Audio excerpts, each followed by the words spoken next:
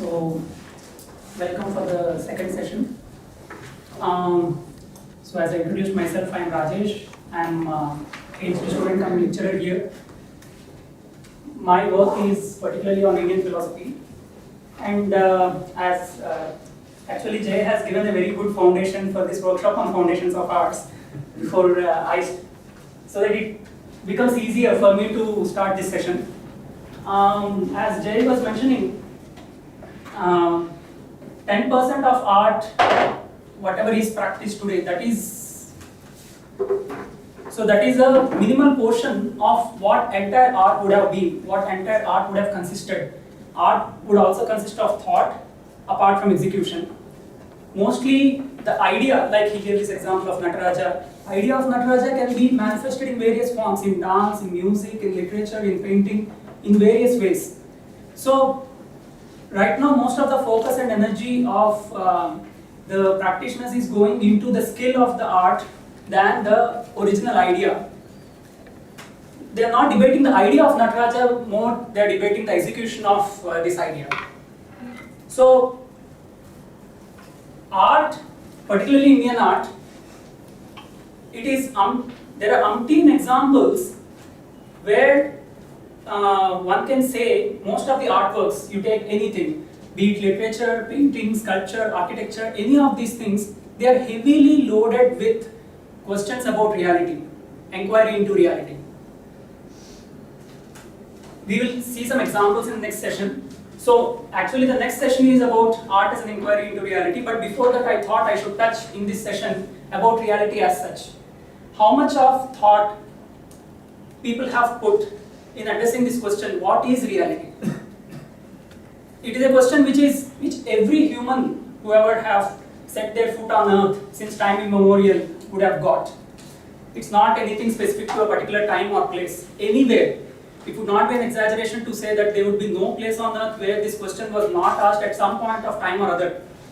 Be it India, Indonesia, China, Egypt, Africa, Bali, Malaysia, Persia, Babylonia, anywhere, everyone had asked this question. But the answers they came up with are very different. We know this popular Vedic statement, Ekam Sat Vipra Bahuda Vadanti. That which exists is one, but scholars describe it in different ways. So this question of what is reality is common, but the answers which people have come up with are varied, varieties of them.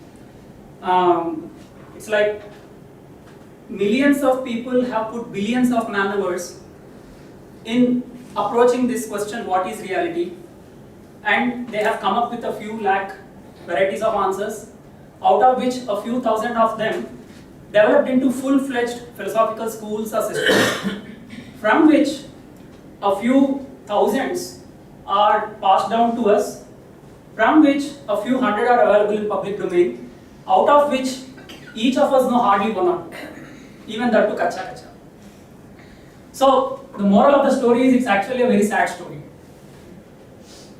The problem with modern, sorry, now this is, yes sir. Yeah, so. Sorry, 1 minute. Sorry, it was the distraction. The problem with modern pedagogical system is, there are hundreds of disciplines and all of them are compartmentalized. Each one is like an island of its own. Even if you take, like, best examples, even if you take something like medicine, we have hundreds of varieties of doctors. For heart there is one doctor, for skin there is one, for bones, for muscles, for eyes, for nose. As if you go to one doctor who checks eyes, he can't check any other part of your body. He is not an expert in that. Some basic knowledge one may have, but the current understanding of knowledge systems has become so much that they are divided from each other. It's as if this is my subject, I need not know anything else. But if you really want to understand even your subject properly, you need to know other subjects. Because everything is part of one reality. You need to see the connections with other portions of reality if you want to master your particular area. So it is not like isolated or unrelated to other things. And also, as some of the examples Jay was giving, most like dancer, she would debate with scholars on stage. So training in dance is not just skills. They would train in all kinds of shastras. They would train in all the Vedas, Upavedas, Vedangas, Puranas, Darshanas, Alankar Shastra, Natya Shastra, all kinds of things they would train. And that will actually make you a holistic artist. It's not just being able to move your body beautifully. So that portion is completely negated now. I mean, now it's like, it's not my job. If I know this, it is enough. But you can't know that properly without knowing other things. And say, for instance, even if we take something like Ramayana and Mahabharata, we all know Mahabharata begins with a shloka which says that that which is not here is not anywhere else, that which is anywhere else is here. The popular reading of that is that Mahabharata is a text which sort of covers all possible human situations, all possible moral dilemmas, any human situation you can imagine that is present there. That is one popular reading. But that is a very superficial reading. It is much more deeper than that. It is actually saying all the knowledge systems are present in it. You will find Ayurveda, you will find Dhanurveda, you will find Alankar Shastra, you will find Natya Shastra, you will find Kam Shastra, you will find metallurgy, even the modern electrical engineering related things you will find in that. So it is in that sense Mahabharata is saying anything you can find anywhere, you will find here also. That which you don't find here, you will not find anywhere else. So we have reduced these itihasas, Puranas, all these things to just some dramas, some stories. Ram did that, Yudhishthira did that, Arjun did that. No, first of all, are they even humans? That question comes. And what is the difference between itihas and history? That question comes. What is the idea of truth? That question comes. We usually have an understanding of truth as correspondence theory of truth. Like if I say there is some man sitting in the next room, this statement is true only if it corresponds to the state of affairs that there is actually a man sitting in the next room or not. If he is not sitting, this statement is false. If he is sitting, this statement is true. So when a statement is said, we expect it to correspond with reality out there and we decide its truth value. But there are other notions of truth. Truth can be, for instance, if you take this different philosophical systems about reality itself, reality is one, but each school speaks very differently about reality. Each school describes reality very differently. Sometimes they are not just differing, they are contradictory to each other. Now one may ask a question, which is the true system? This question may come for a, mind trained in modern education. But there is a different way of looking at it. Can everything be true, but be contradictory to each other? Such a state is possible. And here the idea of truth is, it needs to be looked upon by staying within the system. The idea of truth comes from the coherence of the system. If a system is coherent internally, Subjective. No. Subjective is, we'll come to that, subjective, objective. Actually subjective is like arbitrary. I mean it's like, I think this is a laptop, you don't think this is a laptop, that will become subjective truth. But it's not the case, it is what it is. We may have our limitations in perceiving it the way we perceive it. So there is an objectivity there, and we have our own subjective limitations in perceiving that objectivity. So that is a better term would be intersubjective rather than only subjective or only objective. Right now, the divide between science and humanities is that science claims itself to be completely objective and they relegate humanities to be completely subjective. But they don't look at the humanities portion of scientists. They use their imagination, they use their memories, they use their cultural upbringing in the way they discover solutions to the problems. Like he was saying, maths is an art, because why should one wait for a particular mathematician for a couple of centuries or 10 centuries to solve one particular problem? If maths is science, then step 1, step 2, step 3, that problem should be solved. Why should we wait for a particular mathematician to do that? Because only that mathematician could think in a particular way, he could imagine in a particular way. That is the humanities portion. But that is not subjective as such. That problem guides you in a particular way. So there is an objectivity to the problem which this mathematician could intuit. So that imagination is playing a role in some of the greatest so-called scientists and mathematicians. And on the other hand, art is also, or art or any humanities thing, you take philosophy, art, they can be very logical, very rational. They're not just subjective things. That's one. I just want to add a point here. Is that exactly he quoted one point is about Ramayana and Mahabharata. He would say we have done in my opinion, pardon me if I'm wrong, but a strong word I'm using. It's an unpardonable sin.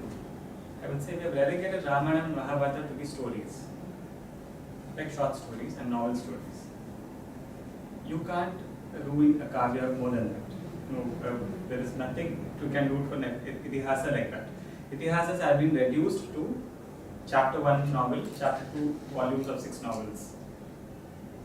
Because it is just the, interestingly, one great person, Vishwanath Satyanarayana, he used that to say the word Bhava Daridram. Daridram in Bhava has made us to relegate such great itihasas. What he's saying is exactly this, the subjectivity and objectivity. Now Ramana is subjective. That's a way of looking at Sita, there's another way of looking at Rama, there's a way of looking at this is unpardonable. For the reason we are trying to debate not on Rama and Sita, we are entirely trying to debate on subjectivity and objectivity of an intersubjective matter. We are trying to put one man other into shadow and another man into high. These are all very politically influenced thought. Not just political, what he is exactly saying is so common in the current art field. Trying to write stories on itihasas. Stories is a very O. Henry kind of a work. O. Henry was a kind of a person who popularized it. When he was alive, nothing he got out of short stories. When he died, his work became popular. Fine. But nowadays we are trying to convert everything into short story patterns. Kavya and itihasas are very different things, and that's where exactly he's coming with the objectivity of reading a kavya. There is an objective way of reading it, and an intersubjective way of reading it. This is a subjective way of reading it. Anyway, so we are trying to also see why the name Ramayana. Yeah, every question you can ask about those things. Why the name Ramayana? Why did Rama do this? Why didn't he do something else? Why did Sita react like that? Why didn't she react in some other way? Every question needs to be raised, and there is a logical answer for that. there's a logic. So it can't be just arbitrary. It can't be like I write my own Ramayana, I just give a name Ram, I make him do all kinds of things I want. No, that will not be Ramayana. One can judge. No, this has nothing to do with Ramayana except that you are borrowing from Ramayana. So what is giving us that ability to judge this sounds like Ramayana or this does not sound like Ramayana? Or this is close to Ramayana or this is not close to Ramayana? Because Ramayana itself has its own reality.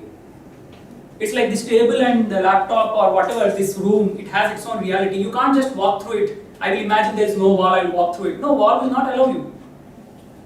So either you are too adamant or you are stupid. You will just try to keep walking through the wall. Similarly, Ram will not allow you to write his character in a different way. Ram has an objectivity. Every character there has its own reality, independent reality. This wall will exist whether I am there or not. Whether I am in this room or outside or I am outside IIIT, wherever, this wall will exist. Similarly, Ram's character, Sita's character, every character there will exist whether we are there or not. It's only we culling out them from our own memories or memories from our tradition, whatever it is, we are manifesting or expressing them through various art forms. We are not creating them. We are discovering those truths which are eternal. So Itihas speaks of eternal truths. History speaks of particular truths. Itihas speaks of eternal past. This is it. Iti ha asa. This is how it happened. As it happened. That is Itihas. But how do we know how it happened? No one was there, no written documents are there, no time machine is there where I can go back and see actually how it happened. But how can I claim this is how it happened? So that confidence is of a different nature than history. Because the concepts have their own reality. If you understand the reality and the relations among these concepts, you will know that this character has to behave in this way only. If you are genuine, if you maintain the integrity of character, this is how the story will unfold. It can't unfold in any other way. So there is like an equation. After step 1, you get this next step, it has to go in that direction only. Similarly, a story also. After this event has to happen, then this event has to happen. It's something like that. So there is an objectivity to the itihas, which stands on the reality of those characters. So that is also real. So what is reality is a question. People say that is imagination. That is not real. So then the question is, what is real? What is imagination? This question will come. So all these questions art has to address. What is art will lead to all these questions. Art is not to do with this physical reality, it is to do with imagination. Then what is imagination? Anything and everything goes in imagination. Then how do you differentiate good art and bad art? Then that is subjective. I will think my art is good, you don't think my art is good, that's your problem. There is nothing like good art or bad art. No, that is the current understanding. That's the problem of the split between science and humanities and all these things. Humanities, they define by saying it's the freedom of man which defines humanities. Free will kind of. Free will, freedom. Freedom means what? Doing anything. Arbitrary. No causal reasoning. Anything arbitrary defines freedom. But that's completely illogical and that's never the way we work. We say those people are mad. Right? How do we distinguish mad people and normal people? We can't find logic behind mad people's actions, that's why we say they are mad. But if you say every human is free and freedom is nothing but doing actions arbitrarily, then everyone should be mad. So that is not the way we behave and that is not what humanities is. You cannot reduce humanities by saying it is freedom, and it is not freedom the way we understand should be called freedom. Freedom is not to do anything and everything the way you want. No, walk through that wall. You're not free to walk through that wall. That wall will stop you. You're not free to think in a particular way. You're not free to kill someone. It's not just the system stopping you, but you have some moral values which may stop you. So freedom is not absolute freedom. We make choices. We are agents. We have an agency by which we take decisions. That is the freedom. But this freedom of taking an action has a logic, has a causal reasoning. Why should I do this rather than this? I choose to do this because I find this more logical. That is the freedom. Or I choose to do this though it seems illogical. That is something you are exercising, but still you are aware, consciously or subconsciously, you are doing it. So ideas of freedom, ideas of human nature, what is arbitrariness, what is science, what is humanities, what is art, all these are linked. And what is reality? The most important thing. If you don't understand reality, see, all of us subscribe to some school of reality or another. We need not study in any particular school to subscribe to that. We are raised in a particular environment, or we are exposed to some ideas through reading or education or whatever it is. We may revise our ideas, but we are imbibed, we are embedded in some or other school of philosophy. Sometimes it can be a mixture. We can be partially capitalist, partially communist, partially democratic people. All kinds of mixture we can have. In one particular situation we may behave like capitalists, in another situation we can behave like communists. That is all there. But we do behave. We do take a stand in a given situation, which is actually speaking of our worldview. Each one of us has a worldview. We look at the world in a particular way, we have an understanding of the world. One understanding can be entire world is matter. There is no mind, like modern science, scientific materialism. Now, in such a world, how do you accommodate something like morality? How do you accommodate something like ethics? If everything is matter, then what is a moral action, what is an immoral action? Suppose I want to kill someone. I push that person off a cliff. Now it is some matter pushing some other matter, that falling some other matter, on some other matter, hitting and getting destroyed. How does it matter? Why should you put this matter in jail? Then the judge will also answer, some matter is putting this matter in jail, why should you worry? So, if you are a hardcore materialist, if you give this kind of logic to hurt others or to justify your actions, whatever you do, then you should also be equally ready to get the punishment, thinking that it's only your matter getting punished, you not as a non-material thing. If you are that equanimous in your behavior, then it's perfectly fine. but we are not. So we subscribe to a philosophy, but mostly what happens is, when it is convenient to us, we subscribe to one philosophy. When it is not convenient to us, we subscribe to another philosophy. That is the problem. So we should be aware of how we look at reality, what is our understanding of reality, and even when it manifests in some artwork, what are they speaking of? There are multiple schools, and each school has its own system, a full-scale system. It's built from bottom up. They have some basic alphabets, they have some axioms, they have some procedures of building complex things from simple things. So it's a full-fledged system. There are many such systems which may be different or which may even be contradicting with each other. But when we are judging a system, we cannot stand outside the system and judge it. We can't just say you're wrong. From whose point of view you're wrong, that should be questioned. We can't just say this statement is true or false. According to which school this statement is true or false. When we say Atman exists, that is true according to some schools, that is not true according to some schools. So you can't just say it is a true statement or a false statement. You should ask, according to whom are you saying Atman exists? Are you saying according to Buddhists, or are you saying according to Advaitins, or are you saying according to Dvait people? Which school are you speaking of? And every school has its own technical terms. The technical term in one school may be entirely different from the way it is used in another school. Buddhi in Sankhya is very different from the way it is used in Vaisheshik. Same term is used, but the meaning is very different. So we need to be little aware when we use these terms. These are heavily loaded technical terms. It's like physics, no? You can't just use force anywhere and everywhere and just say this is physics. If I say, I forced you to come to the class, it does not mean I have applied F equals ma amount of force on you to come to the class. No, it's a very different kind of usage of the word force. It is poetic or whatever it is not definitely Newton's laws of physics force.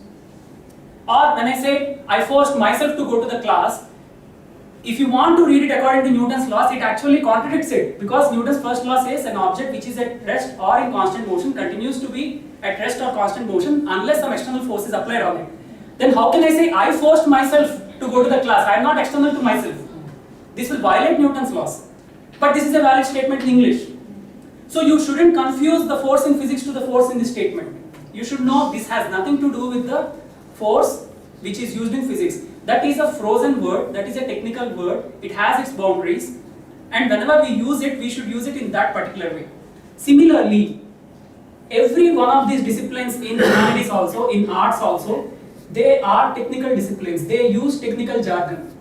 So when you are using that word, you should be clear according to which school I am using that word. Am I using it according to Alankar Shastra, or am I using it according to Ayurveda, or am I using according to Arthashastra? From which school am I picking up? Whose meaning am I picking up? Then we can ask a question. So that is the thing. So we'll get into some of these instances. So I'll give in the next session some examples of how art can be an inquiry into reality. But before that, in this session, I want to focus on what is reality, what kind of thoughts went on this question, and what kind of different answers people have given. And also, we think that art is one of the best forms of reflection on them, on these answers. Art is one of the best forms of reflection. How do you reflect on these answers? You encode these answers in various ways. You encode them in sculpture, painting, architecture, etc. Or you reflect on them by performing art, by doing some art. In the process of doing it, you reflect on them. Or by communicating it to others, by encoding it in one way, you reflect. Others will also, it's an occasion for others also to reflect on reality. So, many of these ideas are encoded in many artworks, particularly Indian art, be it literature, painting, sculpture. To add one point. I think here what he is explaining, since we have been discussing for quite some time, and it might be new to the way of looking at it. We used to say that even when Natyashastra was written, there was something what he's going to say, like now he's what he's going to elaborate on. This kind of objectivity, what he's saying, if at all you say Bharata is a school of thought, argument's sake, this is a reality he's seeing, he would also start something from something like this. No, I'll rephrase what I'm saying. Reading Natyashastra is not reading first shlokam, second shlokam, third shlokam and fourth shlokam. Wrong way of reading Shastra. Very wrong way of reading a Shastra. First, don't reading Abhinaya Darpanam is not reading Angikam Gonam. Next, go into Natya Utpatti. No. First question you would ask is this question: what is asking? What is the fundamental? What is these objectivity? What are intersubjective ideas? And how? What is the basics behind it? Where has been borrowed from? If we don't understand that, we can never read a Shastra. Never. And we'll never be able to understand it. We'll only land up doing what the French scholar did for the first manuscript of Natya Shastra. He took the Sanskrit thing and he wrote the English meaning for it. And we think Shastra is most, I know not all, but many of them who don't know the subject thought that is Shastra. Shastra, that is how it is written. But reading a Shastra is this is what is opening. Now, why I made this connection so that next time you touch Natya Shastra, we'd ask this question: what is asking? This question is the way to open a Shastra. What is the problem? What is the arche? What is the essential technical term? If he is using buddhi, in which context Bharata is using buddhi? If he is using manas, which context is using manas? Is it saved inside? So these are the questions which we don't ask before opening a Shastra. This is exactly what is put down in the tabular column, that you will see different schools. Because I am adding this point because we touch Natya Shastra thinking it is like reading an English translation. Like most of us are not endowed with that glory of Sanskrit. We only have English translation in hand. It is first we ask questions like what we are going to elaborate on. Yeah. So adding to that, no text is isolated, like just we discussed. No discipline is isolated. Similarly, no text in Indian tradition can be read in isolation. If you really want to read the text, you need to read some 100 other texts to really understand what this text is saying. So say if you want to understand something about Natya Shastra, maybe you need to understand something about body, for which you may need to read Ayurveda. For Ayurveda, you need to understand Sankhya and Vaiseshik, because Ayurveda is taking many things from Sankhya and Vaiseshik schools. So to understand one line in Natya Shastra, to understand one term in Natya Shastra, first you need to know which school are they subscribing to, or from which school's point of view they are writing it. There can be different commentaries on Natya Shastra. Different schools, there can be different school-based Natya Shastra. There can be Vaiseshik Natya Shastra, there can be Sankhya Natya Shastra, there can be Yoga Natya Shastra. Oh, Manoj, can you repeat the same sentence? This is what you are thinking. There is no one way of reading Natya Shastra, not even, this is not subjective nature. There is no one way of understanding Natya Shastra. That is very clear. We are now understanding it only from a practitioner's point of view. There is no one way. This is what he is exactly saying. Yoga Natya Shastra. This is not Natya Yoga. Please, these years are very hyped nowadays. There's something called Natya Yoga. All these terms are very beautiful to listen, but it comes from a very different sense. If we open that term and see, it would sound something very different. It's the simplest. That's probably a silly question, but see, you said there's an idea, and that idea gets interpreted by various people of various abilities, like a sculptor, a painter. So now, suppose there's Nataraja. The most popular idea of it seems to be the iconographist's interpretation in this form, and that gets represented in dance and in music. They describe that. I mean, I'm not sure about Nataraja, but in general, an idea, that same thing gets popularized. So then nobody ever knew that this was the mudra, or there's so many other interpretations of other people, other lines of work.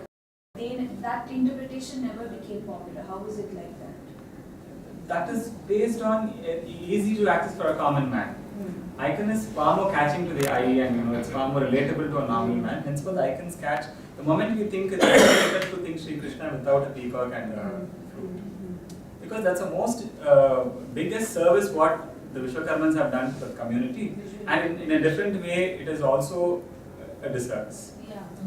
No, we can't suddenly say no to it. Yeah. The same that it is. I understand. Because now there's the calendar art form representation of gods, and now all dancers try to dress up like that, do their makeup like that, hair, everything. You see, it's about the complacency of people. Yeah. I am complacent with this Nataraja. I am happy in recreating this in various forms, dance, painting, etc. But I don't have that inner urge inside me to get to the root of this idea. Unless you have that, you don't inquire further. Who made this? Why did they make it like this? Why can't it be like this? You don't question it further, you take it for granted, and you will understand it halfway. And all this again because we're all very result oriented and we want to show the audience in a certain It's very way. catchy, first of all. Yeah, It's so very catchy. not about our internal journey, but to present it in a way which is accepted. And Yeah, see, So, it depends on your motivation. If you want to Yeah. present it excellently on stage, this is the best one. Yeah. But if you want for your own inner journey, you want to realize, Yeah. understand the knowledge, true knowledge of it, you will have a different journey. Can I add one point? Yeah. Just to speak about Nataraja and dance, the posture of Nataraja and dance. I still heard some of dancer like Jayachandran speaking to me. They were like, we know Jayachandran. She told dancers of yesterday never lifted legs on stage. It's very rare they lift legs, women dancers especially. And then there's so much required, they will not lift legs. But suddenly when they were asked to teach to city-dwelling girls, you can't fill the space. You don't know what to do in Vasanta and Winter of Natanamayana. But how do you feel? You just lift your leg. It's so catchy. You know, there are shortcut solutions for the Natanamayans gave to fill something. But they never knew that was these are whatever he says also, you know, like it's so difficult to inquire into the idea of Nataraja. It's so boring, it's so dense. It's easy to, you know, get away with the surface level. That's also there, but it's also that it's very eye-catchy. You know, you're very happy only with this. I'm happy with this. There are many options. Yeah, I think that happened to all art forms, not just one. Not just one. Everything we encounter this problem. But opening up Nataraja would require this. This is the key. To open Natya Shastra, this is the key. Any idea? You're connecting ideas and you're opening up. The key is lying here. You can't say it starts from Angikam Bhavana. Abhinay does not start with Angikam Bhavana. Yeah. So we'll get into more examples in the next session. We'll also probably touch upon Nataraja a little. So here I just want to give you a kind of a landscape of thought. Different kinds of answers or different kinds of ideas people have come up with in understanding reality, how different people understood differently. And as I mentioned, these are just very, very, very few in number which I am presenting here, which is even less than drop in an ocean. These are what have been passed down to us, out of which we know these few.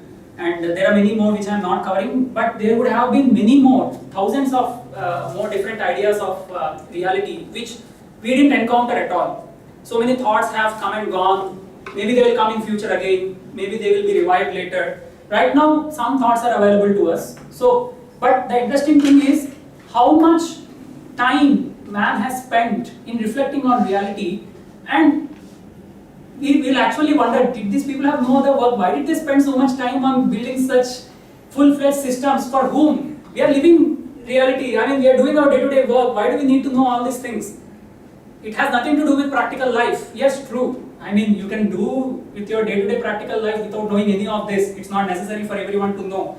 But if you are in the path of inquiry, if you want to do something seriously, it can be any job, even your own artwork, your own personal job. If you want to know deeper about reality, and this question is common to every one of us, it comes at some point of time, or it may come and go, but it does come. Some hold on to it, some just ignore it or leave it. So these are people who held on to it, and they spent millions of man-hours in addressing this question. So I am looking at, I'll be touching some of Indian systems and Greek systems. There are many other systems, Chinese, Japanese, Persian. I'm not getting into all of them. It's just some examples I'm putting in front of you. So, you see, when we speak of reality, we most of the times take reality for granted.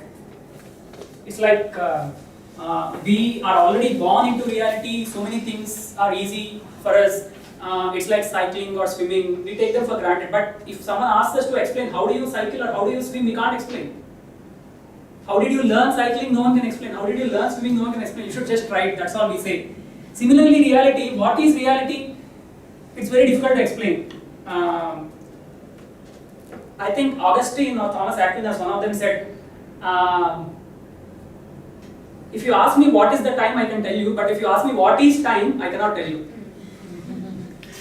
So I use time day in and day out. I can tell you what is the time now, but what is time? Sorry, I don't know. It's such an enigmatic concept. What is time? Does even time exist? Should one accept something called time? Why does time move only in one direction? Why can't one move back? In space, one can move forward and backward, but why can't one move backward in time? Why does one age? Why can't one become young again? All kinds of things. Why can't there be multiple timelines? Why can't there be multiple worlds at the same time? All kinds of philosophical questions have been asked about time. Sorry, this exact question answer is, where do you get it? Is Tavasamutram. The text on Tavadas are dealing with this. We can't reduce it to anything to do with Mridangam or Natwanam or something. This idea is handled, especially when it comes to Stapatis, especially Vishwakarman tradition.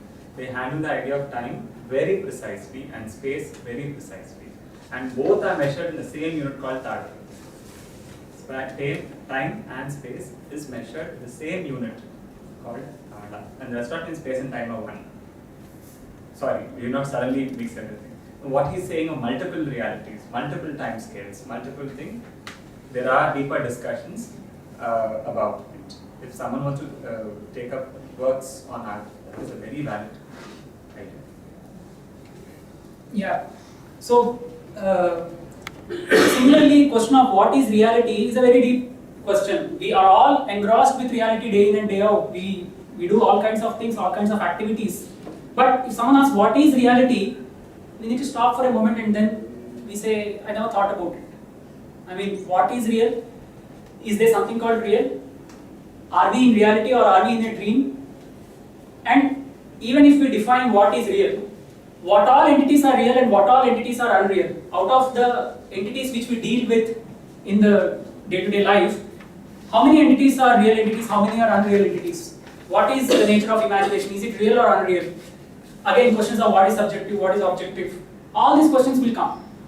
So, reality is so densely packed, even in a very simple action, our mind is computing some millions of entities and making millions of decision-making processes are happening there in every second. But we take them for granted because we are trained to do that. It becomes very easy for us after some time. So it's like human can adapt to anything. Human can be trained to do anything, very complex things. So, like for instance, if you take something as simple as say someone is going to office, this simple act involves so many entities. First of all, he needs to decide the direction in which he has to go, the kind of transport one has to take, the kind of time it takes to reach the space, at what time he has to leave, and what work he has to do. There is an entity called office, he being an employee, there is a role called employee which he is playing.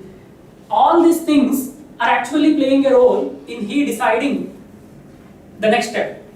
So there are millions of entities which are participating in every act of decision making, but we do it very seamlessly. Okay, I'll go out, I'll see a car, I'll take, that's it. It seems like very simple thing, but it involves thousands of entities actually, which we can calculate very easily. It's like computer can calculate very quickly. We can make judgments very quickly with our surroundings. So that's what we do. So the question is, there are so many complex entities around us. This building, the material entities, as well as mental entities like our emotions, our feelings, our thoughts, our imagination, our memories, all these things. So there are mental entities, material entities, fictional entities. All kinds of entities are there in the world. The question is, are all of them simple, or all of them complex, or some of them are simple and some of them are complex, and these complex entities can be made out of simple entities? That's the question. It's like language. Every given spoken language has only finite set of alphabets. English has 26, Indian languages have somewhere between 48 and 56, something like that. But the number of sentences which each one of us could construct are potentially infinite. If you actually stop a minute and reflect on all the sentences you have spoken so far in your life, probably you would never have repeated a single sentence. You might have conveyed the same meaning, but you might not have used the same sentence to convey the same meaning. There is so much width in sentence construction that they are potentially infinite. And imagine millions of humans across millions of years have spoken billions and trillions of sentences, and no two of them may have been same. But the number of atoms they have used, if it is English, only 26. With such finite set, such finite alphabet, you are able to construct infinite variety of sentences. How is it possible? That is where the kind of grammar comes in. Like languages have grammar, and we can analyze those statements also very quickly. Every time now I'm saying many statements. Every one of you is understanding almost every statement I'm saying, not because you have heard these statements before and then there is a database in your memory and then you are matching the meanings of these statements with the statements in your memory. No. Right now on this spot, when I'm saying a statement, you are decoding it, you are understanding its grammar, you are understanding the meaning of each word, and you are forming the meaning in your mind. We have the capability to analyze a statement, break it into units, and understand the meaning, construct the meaning of the sentence from the meanings of units.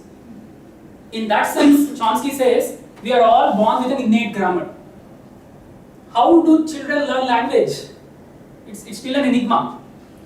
It's like they just see and they have their own reasoning. Okay, this word is used in all these occasions. Whenever I see this, I keep saying laptop. Whenever I see some other white laptop, I keep saying laptop. Some other blue laptop, I keep saying laptop. So laptop is a common word in different varieties of objects here. So this must be called a laptop. Whatever it is. So there is an innate grammar which is there. Whenever we use language, we speak language, we hear language, we use this grammar to understand things. Similarly, there is an innate grammar for every activity we do, for every subject we can think of. There is a grammar of dance, there is a grammar of music, there is a grammar of painting, and this can be extended to entire reality. There is a grammar of reality.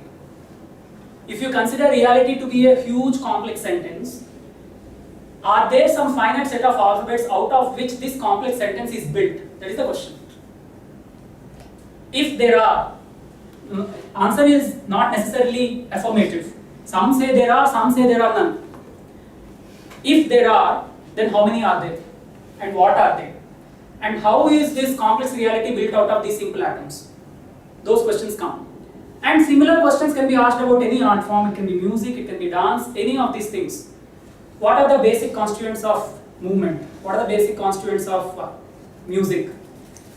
How do we construct? Can we form new forms, new patterns in movement as well as ragas than the existing ones? Why should we take for granted only the set of things which are given to us as the final list? Why can't we add new sentences to the system? Those new sentences can be new movements, new ragas, anything. Which means we should first understand the alphabets. Without understanding alphabets, without knowing grammar, how can you create a new sentence? That should be a valid sentence. Not any set of random sequence of alphabets will form a valid sentence. It will be nonsense. It will be like a monkey typing a keyboard. So, all those are not valid sentences. What constitutes a valid sentence is based on your knowledge of the grammar of that language. So, grammar involves three things. One is the set of alphabets, other is the set of valid sentences, third is the set of rules which you apply on these alphabets to get these valid sentences. And this is true for any grammar, any discipline. It can be grammar of reality, grammar of painting, anything. You need a set of basic alphabets, you need a set of valid sentences, and you need a set of rules which you can apply on these alphabets to get these valid sentences. That is the idea. So, this question of what are the basic alphabets of reality has been posed across space and across time in history, and different people have come up with different answers. Some of them we are looking at here. So, these fundamental alphabets or fundamental primitives of reality, they are called arche. It's a Greek term, arche, which stands for the fundamental, functional as well as the organizational principle of universe. the question is, this world seems to be ordered. People want explanations for everything. There is a quest to discover the cause of everything. Why is it like this? Why is it not like that? Why is the world ordered? Why is it not chaotic? Suppose I want to move forward, why is my body not going backward? Suppose I want to close this laptop, why can't it just go the other way? I want to push the table, why does it not come in the opposite direction? I mean, why is the world behaving in a particular way? Why does it seem to be ordered? So different people have given different answers. Some said gods are ordering them. Like there is a Rita in the world which is ordered. And there are different gods for different orders. There is a god of rain, god of wealth, god of crops, all kinds of things. What did you say for RK? These are Fundamental, functional and organizational principle of the universe. So we can use this technology to create reality. No, we are not creating reality. Uh, We are analyzing reality in terms of these principles. We are trying to break down, given a sentence, we are trying to break down what are all the alphabets which are constituting this sentence. Similarly, so many varieties of things we are seeing. Okay, we see chairs, tables, laptop, our clothes and projector, wall, all these things we see. We say, okay, chair is made of wood, table is made of wood, laptop is made of plastic and electronics, silicon, carbon, all these things. It's like chemistry. We say there are basic atoms which form molecules, molecules form compounds, these kind of things, right? So we are trying to discover what are the basic atoms of reality. So right now the atom of chair and table is wood. Now wood can be further broken down into more simpler structures. So can I list all those basic atoms? And can I discover what are the principles in which these atoms are combined to give me chair, to give me table, to give me wall, to give me my watch, whatever it is. That is the question. You see, reality has almost infinite entities. We can't understand infinite entities. We can't understand the interactions among infinite entities if every interaction is unique. There should be some repeating pattern, right? Can I abstract these repeating patterns and these repeating entities so that I can comprehend this reality? Classes or universals, they have come to comprehend various things in reality. Like this is a chair, this is a chair. Rajesh, classes in universe. Define. Define. Yeah. I'm coming to that. I'll just define. Like we see so many chairs. Okay. Suppose every object is very different. I mean, it's as different as chair and me. I'm very different from chair. Similarly, that chair is very different from the next chair. Suppose we don't have the word called chair. I call it A1, I call it A2, A3, A4. I give numbering to them. So I will tell bring A5.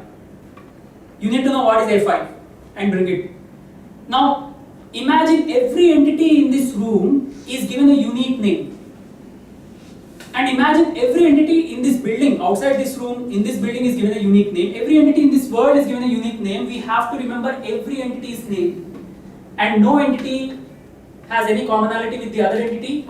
We have to remember the mapping between the name and the object. Every single object. There are almost, at least, potentially infinite entities. And within our lifetime, though they are finite, that's a very big number. So, it will be extremely difficult for us to deal with this world where every entity seems to be completely unique. That entity has no similarity with other entities. I need to remember every entity's features, its properties, its name, all these things I have to store and I have to recollect them whenever the need comes. But we don't do that. Why don't we do that? I say, bring some chair. You can pick up any one of these chairs and bring. You don't bring a table, you don't bring a laptop, you will bring only chair. Though you will bring any chair you want, but you will bring only chair because you see a commonality of chairness in all these chairs.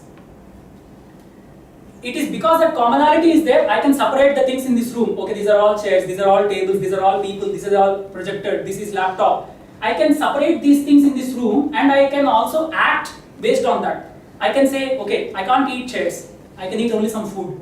I separate a class of entities called food, edible items, non-edible items, so that I can act. I can sit in chairs, I can't sit in laptop. So this kind of decision making we are able to do because we think in terms of classes. I can sit in any chair It doesn't matter whether I move from this chair to that chair, but if I have to acquire every object, first I should understand, is it an object where I can sit, or is it an object which I can eat, or is it an object which I can taste? Every object will be a new object, and we have to again start from scratch in perceiving that object, which we don't do. Because once we get an idea of a class, even when we see a new instance of that class, the class is already known to us, though the instance is new.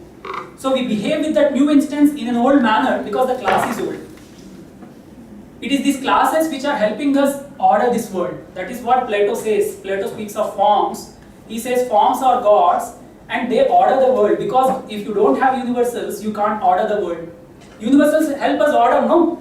I want to get out of the room, I should know what a door is. Otherwise I'll keep touching every object and I will ask, is this a door, is this a door, is this a door? But I know what a door is, I'll just see, okay, that is a door, I'll walk out. Because we have an understanding of class.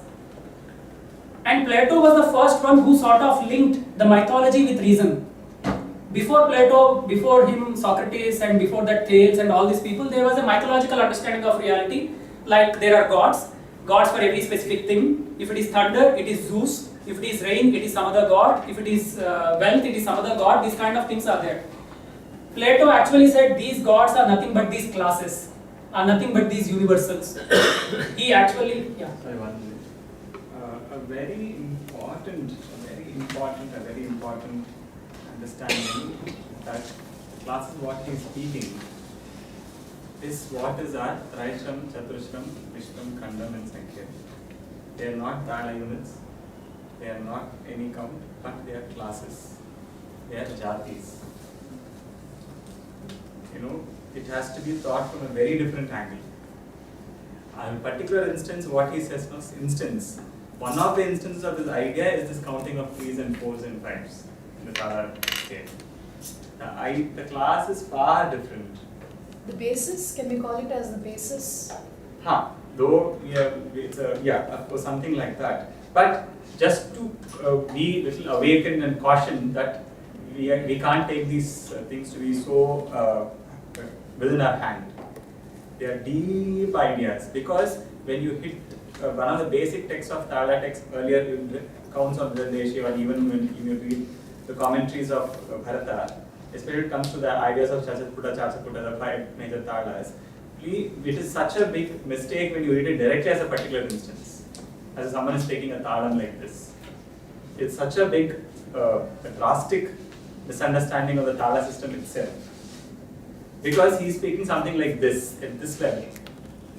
This encounters us to assign gods to Talas. There are, gods for certain things, colors for it. This gives into a very different way of understanding. Plato and Bharata sounds very similar at one particular point, because they understand. I'm sure people like Sarja, they will speak about it like swaras. What we understand, they are far different. What he is speaking is so significant to us, because if we don't ask these questions, we land up once again hitting the same wall called Shastra and dancing and this and that, and we'll never be able to get out of that particular whatever we call. We are grinding into the same thing, because they're saying trying to do something else and we're reading something else. Totally different, and you can just exist there, not even come into. These are poor imitations of that. Like, later we'll come into these things. I'm not saying he's poor as in very poor. I'm saying this is the length and depth in which texts like to the eminence of Sharangadeva, to the eminence of Jayaprasenanis wrote ideas. If we jump into immediate putting into, and I know it, I know Aditala, we are running into big mess. No, we are not running into problems, we are running into mess. It's not problem.